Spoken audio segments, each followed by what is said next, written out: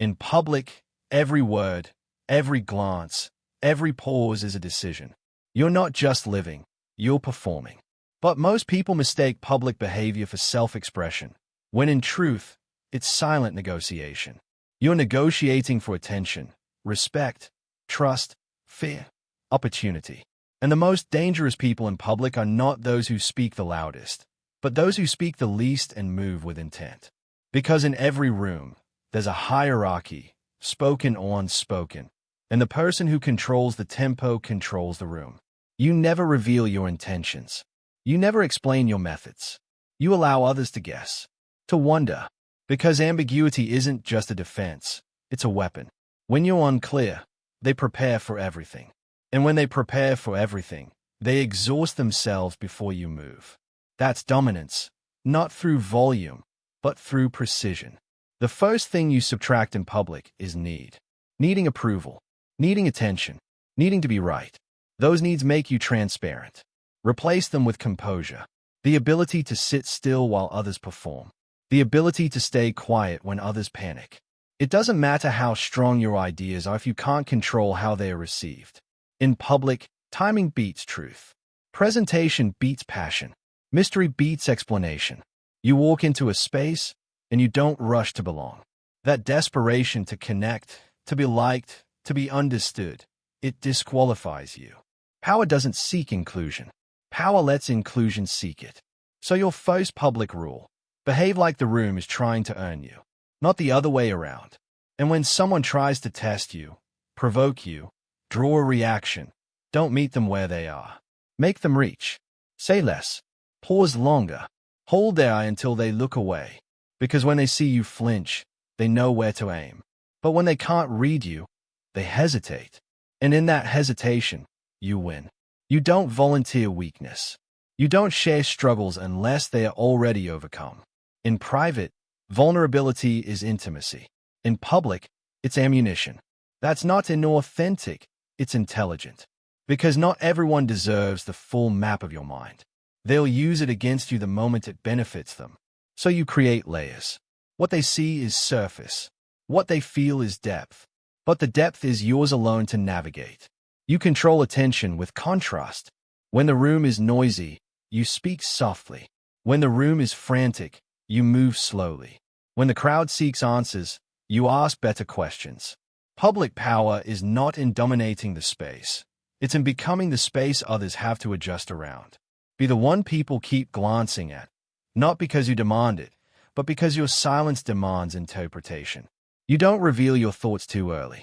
You don't share your goals with anyone who can't contribute. Every word has weight, and every sentence should be measured, not just for meaning, but for effect. Your words should echo after you leave, not vanish while you speak. And you don't finish your sentences when a pause will do more. Let people complete your thoughts. Let them feel clever for understanding you. That's influence, not by force, but by suggestion. And when the group argues, you don't. You observe, not because you don't have opinions, but because timing matters more than logic. Let them exhaust their emotions. Let them expose their loyalties. You speak last, not because you're passive, but because the last voice frames the whole conversation. You don't perform. You position. You don't explain yourself. You let others speculate. Because the moment you explain, they anchor you. But when they guess, they inflate you.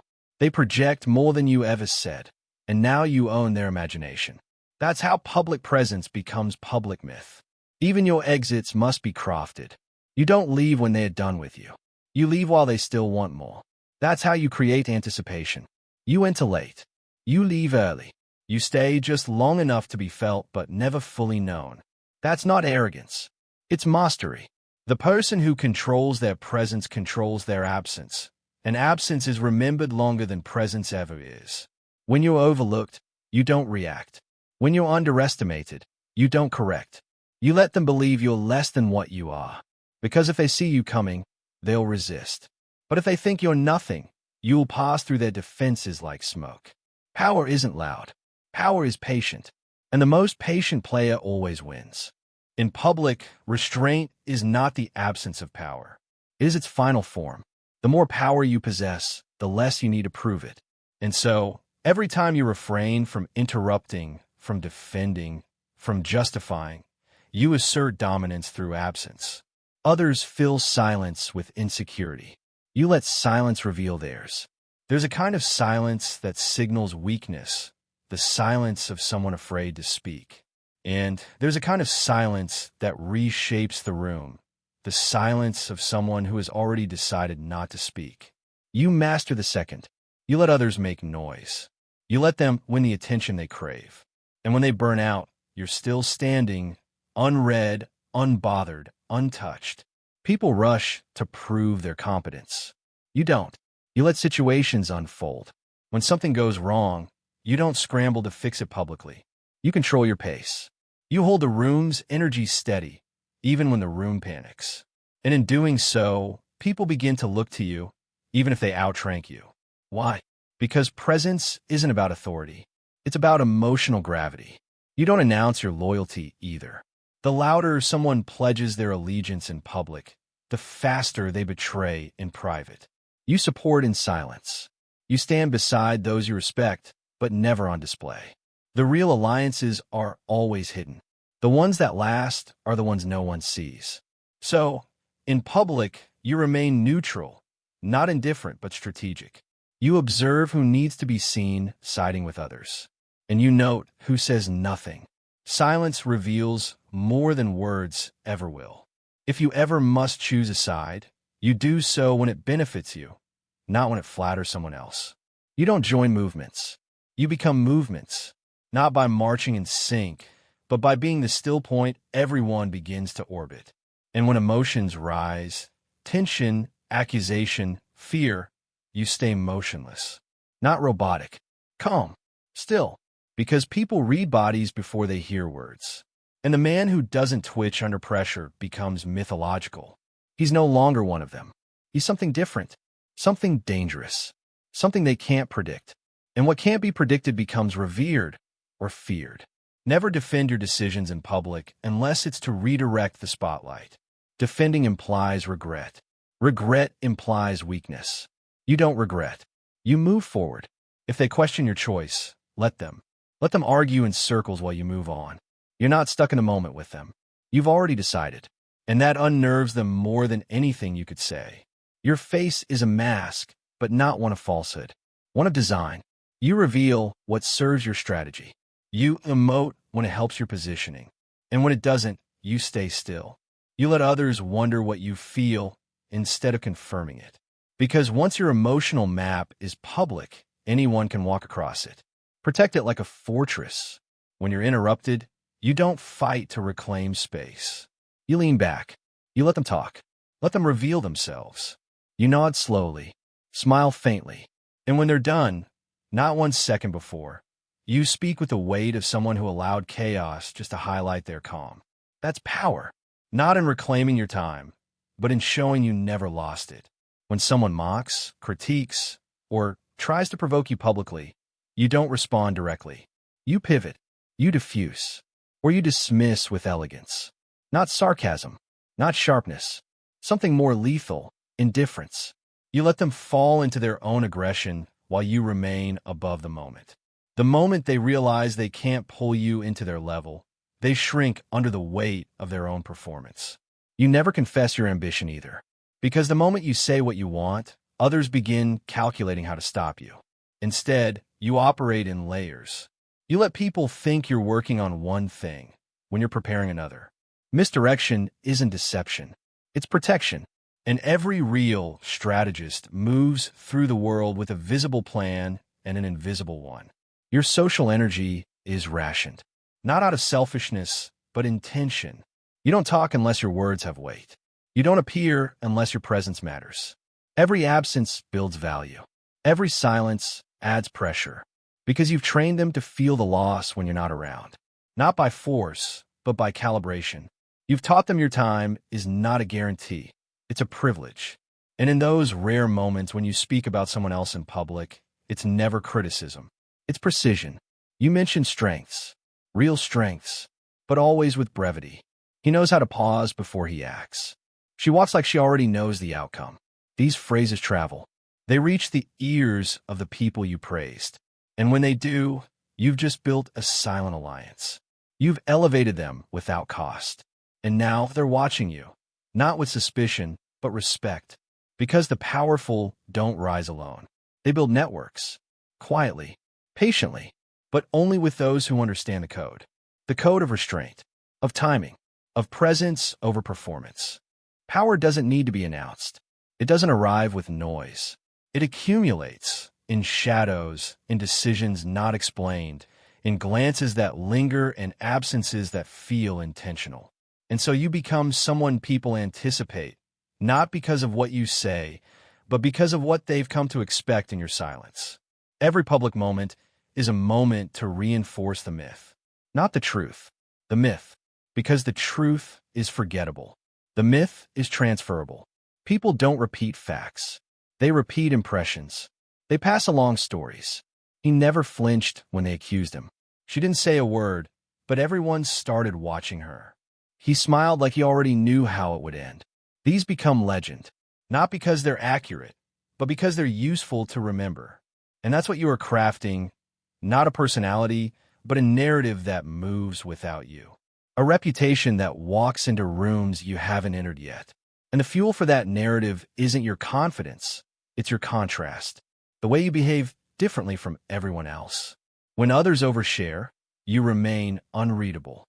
When others chase validation, you radiate detachment. When others perform, you observe. This contrast creates tension, and tension creates memory. The mistake most people make is they try to prove they matter. But proving always positions you beneath the judge. And in public, there's always a judge, the audience. You don't prove anything. You behave like your presence is already the proof. Your voice, slow. Your movement, minimal. Your expression, controlled. This isn't arrogance. It's engineering. You're designing how they remember you. Sometimes, you need to leave a conversation not because it's over, but because you've already given them enough to talk about. You don't say goodbye with finality. You say it with suggestion. I'll let you think about that. We'll continue this when the timing feels right. You're not ready for that answer yet. These statements are not closures. They're doors left slightly open, and people obsess over open doors. You never try to win a conversation. Winning is for those still seeking dominance through attention. You're not chasing the moment. You're shaping perception. And that means knowing when to let others feel like they've won. You let them feel smart, feel bold, feel ahead. Because power doesn't need to crush. It needs to steer. Influence isn't declared. It's directed. And when someone challenges you publicly, you don't respond like it matters. You let the challenge pass through you. The more they try to escalate, the more foolish they look when you don't mirror their energy. You force them to escalate alone, until they collapse under their own momentum. That's control without retaliation. That's punishment through poise. You avoid predictability. Because once people know what to expect, they begin to shape you. And the moment you become predictable, you become powerless. So you show warmth when they expect coldness. You show distance when they expect warmth. You laugh at odd moments. You pause when everyone else rushes. This isn't randomness. It's rhythm disruption. You're interrupting the patterns of perception, and that creates gravity. In public, you do not seek the center. You do not compete for spotlight. You create it by absence. You place yourself at the edge of rooms, the edge of conversations, just close enough to be felt, far enough to remain undefined. People are drawn not to what's obvious, but to what's unresolved. Your distance makes them reach, and people value what they reach for more than what is handed to them. You speak in ways that echo, not long speeches, not constant commentary, but phrases that bounce around people's minds after you're gone. Most don't survive silence. That's not the question I would have asked. You'll remember this moment differently next week. These phrases are seeds. They bloom later. You don't aim to control minds. You plant thoughts, and thoughts spread faster than arguments. You don't match energy. You neutralize it. When someone's frantic, you slow down. When someone's proud, you stay humble. When someone's sarcastic, you remain factual. This forces recalibration. They don't know how to place you. They start questioning themselves. And the one who makes others doubt their footing always owns the ground. You train others to respect your pace. You don't respond instantly to messages. You don't accept every invitation. You control your accessibility like it's a resource. And because it is, the less available you are, the more impact you have when you appear. The world respects scarcity, so you design it. You become slightly less reachable than expected, just enough to be missed. And when others gossip, insult, or attempt to discredit you, you never defend. Not publicly, not emotionally, because defending anchors you to the accusation. Instead, you continue unaffected. You let your work speak. You let your demeanor hold. And you trust that the moment you engage, you validate the rumor. So you don't. And the rumor fades into absence, drowned by your consistency. In every room, you build tension by being the only person not trying to prove anything. And the more tension you build, the more people want to resolve it by knowing you, by understanding you, by interpreting your silence. That's power, not explained, installed. The final move isn't expression. It's echo. You don't aim to make people feel something in your presence. You aim to make them feel something in your absence. That lingering thought, that subtle unease, that strange curiosity that follows them out the door. That's the legacy of presence, not being remembered for what you said, but for how they couldn't stop thinking about what you didn't. This is how you scale public power, not by expansion, but by refinement. Every word trimmed, every gesture sharpened, every silence positioned like a blade in the dark. You are no longer a person trying to influence the moment. You are a mirror reflecting people's insecurities, their questions, their hopes, without ever offering a full image. You are suggestion over statement, mystery over motion, precision over passion. And you understand what few do, that the most powerful presence in any room isn't the one that speaks longest. It's the one that creates the most internal dialogue. You install voices in people's minds. You don't argue. They argue with themselves, thinking about your gaze, your posture, your phrasing. You become their internal reference point. And once that happens, you don't need to dominate. You've already won. You behave like someone who never needs to win because you're not playing the same game. Most people try to be impressive. You aim to be undeniable. That means no bragging, no hype, no over-explaining. You let others say what they want. You move like someone who's already been chosen, by time, by fate, by truth. That quiet confidence unsettles the ambitious and intoxicates the observant. You speak in a way that forces people to lean in. Not physically, psychologically. You use timing like a weapon. You let silence stretch. You allow tension to build. And just when they're about to break, you release a single phrase that resets the entire mood. Not with drama, but with design. And they walk away changed, even if they can't explain why. You choose your emotional exposure with surgical precision. You don't give the crowd what they want. You give them what they need, the illusion of connection, without giving them the code. Because when people feel like they almost understand you, they obsess. And in that obsession, they amplify you beyond your actions. That's the secret. They do the work for you. You install your presence in their minds, and they maintain it. This isn't manipulation. It's architecture. You're not tricking people. You're guiding their instincts, showing them something different, something rare. Because while others chase attention like currency, you treat attention like credit. Only useful when strategically deployed. You never spend on arguments. You invest it in moments. And the return is myth. When you exit without apology, without explanation. You don't try to soften your absence. You let it hit, because a clean break is more powerful than a soft fade. You let the silence after your departure do what your words never could. You leave them wondering, not because you want control, but because you already have it.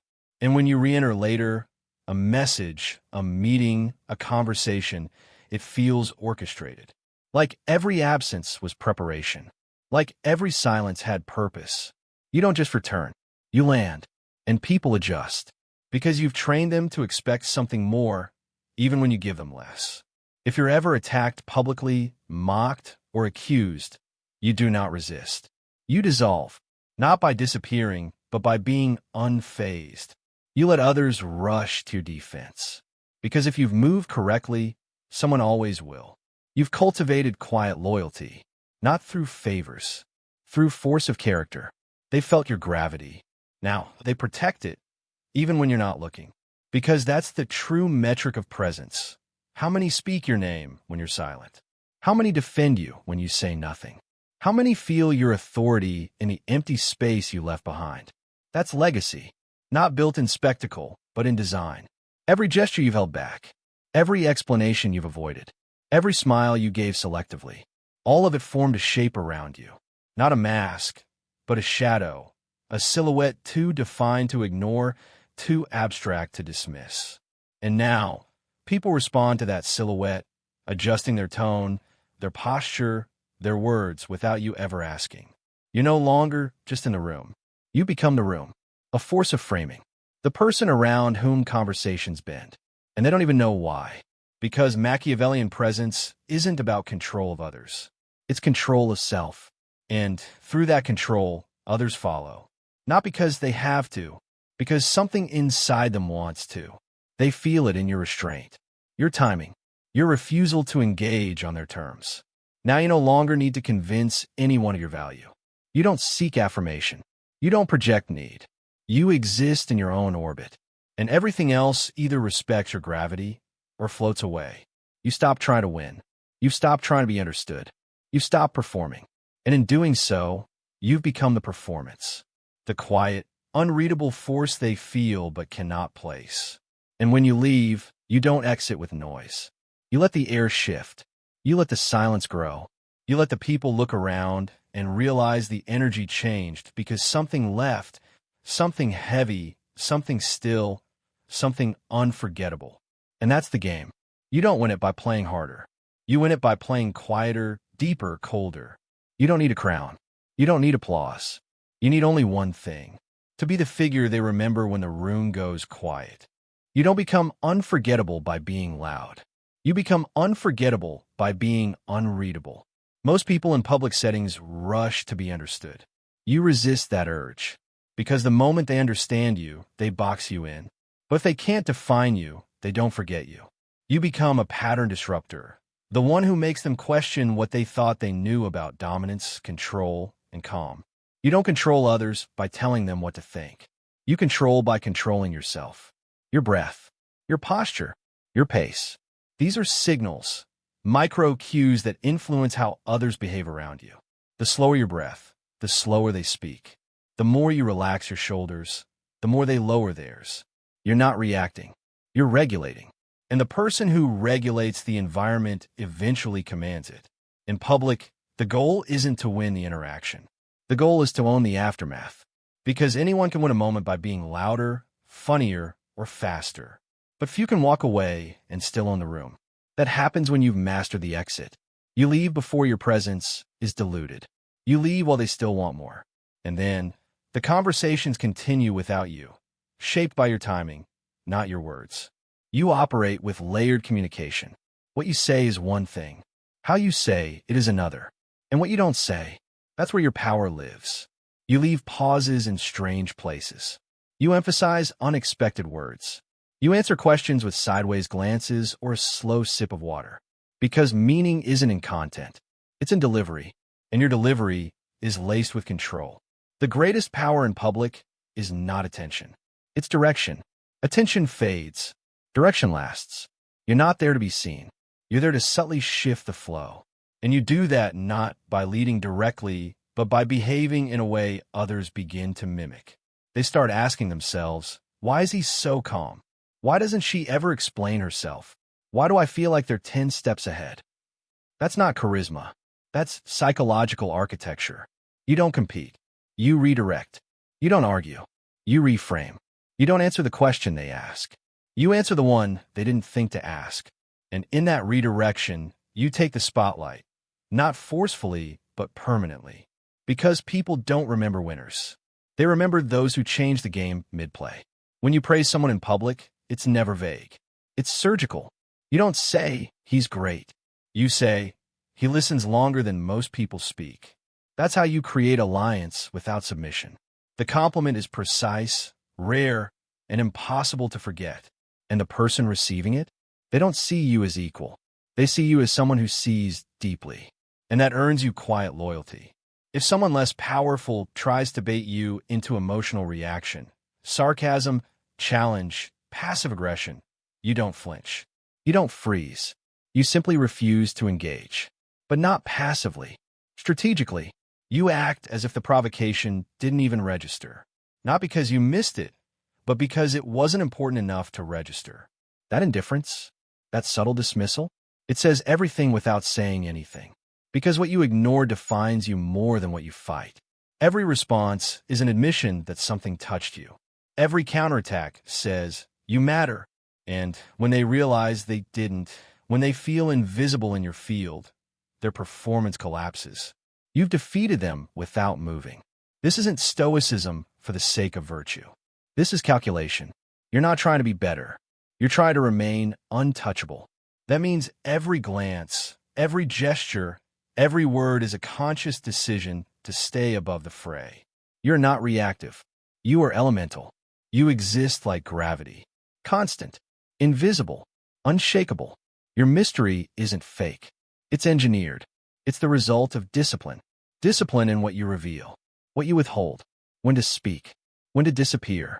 And over time, people stop trying to understand you. They start respecting the confusion because you've taught them that figuring you out is not the reward, being near you is. You don't bond through weakness. You bond through presence. You don't tell people your struggles to be relatable. You let your silence create depth. And when others start speaking their fears, their doubts, their drama, you listen, but you never follow. Because the moment you mirror their vulnerability in public, you fall into the trap. You become another emotional performance. You dilute your presence. Instead, you give them calm. You let them feel safe, but you stay still. You're not cold. You're curated. Your warmth is earned. And when you do show it, it's memorable. A simple nod, a moment of agreement, a shared laugh that arrives unexpectedly. It lands because it's rare. That's what people remember. The contrast, the signal in the silence, the storm that never arrives. And if ever you're surrounded by chaos, you become the eye. You don't insert yourself into every conflict. You wait. You observe. And when you do speak, your words come like stillness after noise, disarming, final. Because they didn't expect control to sound like quiet. They didn't expect authority to sound like peace. But it does, when it's real.